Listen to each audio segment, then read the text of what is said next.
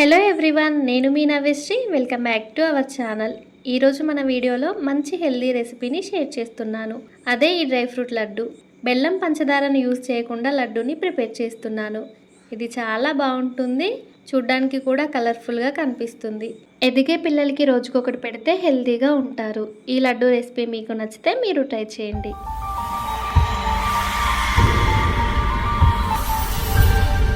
ఈ లడ్డూని చేయడానికి ముందుగా స్టవ్ పై కడాయిని పెట్టుకొని అందులోకి 1 టేబుల్ స్పూన్ వరకు గసగసాలు వేసుకొని దోరగా ఫ్రై చేయాలి.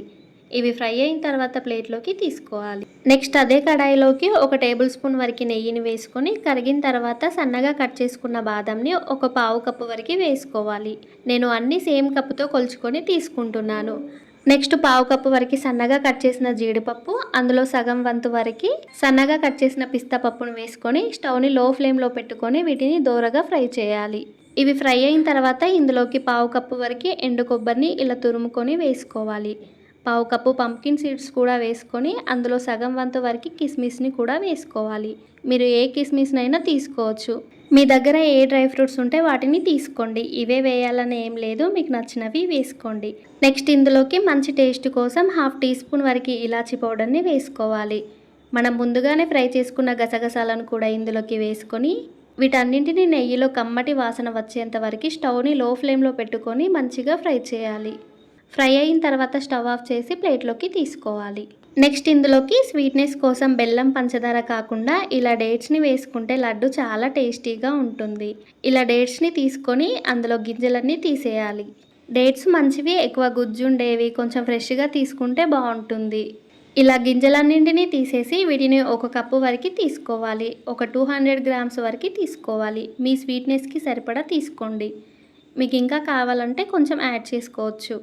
వీటిని మిక్సీ జార్లోకి వేసుకొని ఇలా మెత్తగా గ్రైండ్ చేయాలి.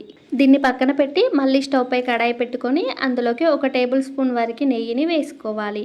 నెయ్యి వేడైన తర్వాత మనం గ్రైండ్ చేసిన డేట్స్ని కూడా వేసుకొని ఫ్రై చేయాలి.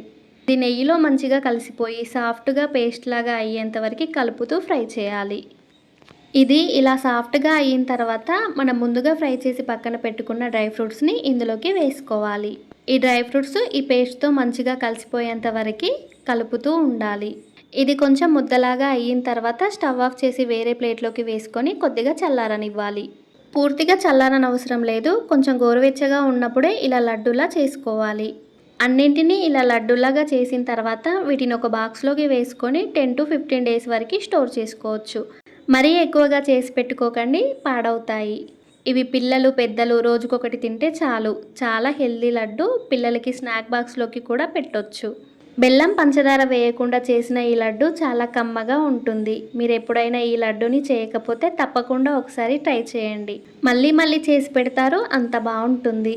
ఇంతకీ ఈ లడ్డు రెసిపీ నచ్చిందా? నచ్చితే లైక్ చేసి షేర్ చేయండి. కొత్తగా ఛానల్ని చూస్తున్న వాళ్ళైతే ప్లీజ్ సబ్స్క్రైబ్ చేసుకోండి. Thank you for watching. Next ఒక మంచి రెసిపీతో మళ్ళీ కలుద్దాం.